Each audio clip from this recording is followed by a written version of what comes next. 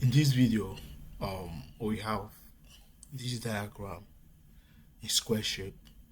We have Q1 to be 1 microcoulomb, Q2 to be minus 2 microcoulomb, and Q3 to be minus 1 microcoulomb. And at this corner, we have P1 as well, or P as. So we are asked to calculate the potential at the potential at point P. That's the potential over here. So the question is, how do we do that? To calculate the potential, we have to check the effect of each of the charges with respect to P. That is calculating the potential, considering each of the charges with respect to P. For Q1, we have Q1 to be 1 microcoulomb, and the distance between this point to this point is 0.2 meter. And we have the potential, the formula for potential, electric potential, to be this KQ over R. KQ over R. So V1 is equal to K. K is a constant, which is 9 times 10 to the power 9 multiplied by then Q, which is Q1 is 1 times 10 to the power minus 6 divided by the distance from this point to this point is 0.2. So, and this will be equal to 4.5 times 10 to the power 4 V. So this is the potential, the effect of potential Q1 in this, the effect of charge due to this P, Q1 due to P. So we need to consider this part as well, Q2 down to P. So if I have this line, and this is 0.2, this is 0.2 as well. So using the Pythagoras theorem, I can say that, this line, let me call it R. This line R will be equal to the square root of 0.2 square plus 0.2 square, and this is equal to 0.08. The square root of 0.08 will be 0.283 in meters. So we've determined the distance from this point up to this point. So for V2,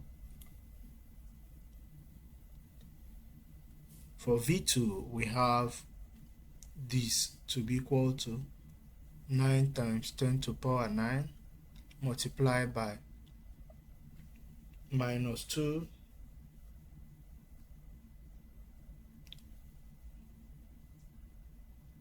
times 10 to the power 6, everything divided by 0.283.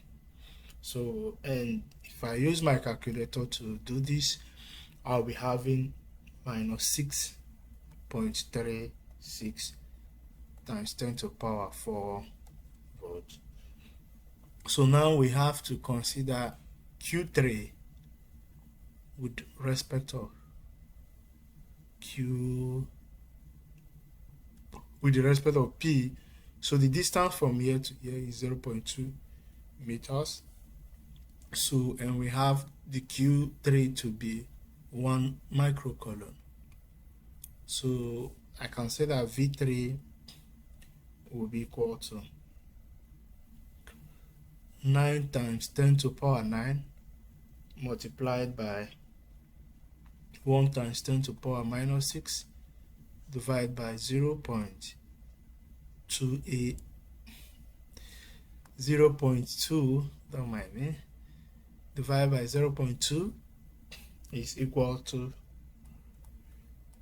4.5 times 10 to the power 4 volts. So now we've gotten the potential 1, 2, 3. So the total potential in this point P will be the sum of the potential. That is, this is V1, let's say this is V2, and this is V3. So let's sum it up. So the total potential V total is equal to V1 plus V2 plus V3. So, and this is equal to we got the V1 to be 4.5 times 10 to the power 4, then plus the V2 is minus 6.36 times 10 to the power 4, and the V3 will be equal to 4.5 times 10 to the power 4. So we have this to be equal to, if you sum it up, you'll be getting 2.64 times 10 to the power 4. So, and this is the final answer. So the second part of the question, we're asked to, like, how much work is required to bring a charge Q4, which is 0.2 microcoulomb, from infinity to point P. From infinity to point P. We've seen that Q1, Q2, Q3, all of them has effect on this point P. If I decide to bring another charge in this point, then a lot will happen. It requires energy or work done to be placed the charge up here.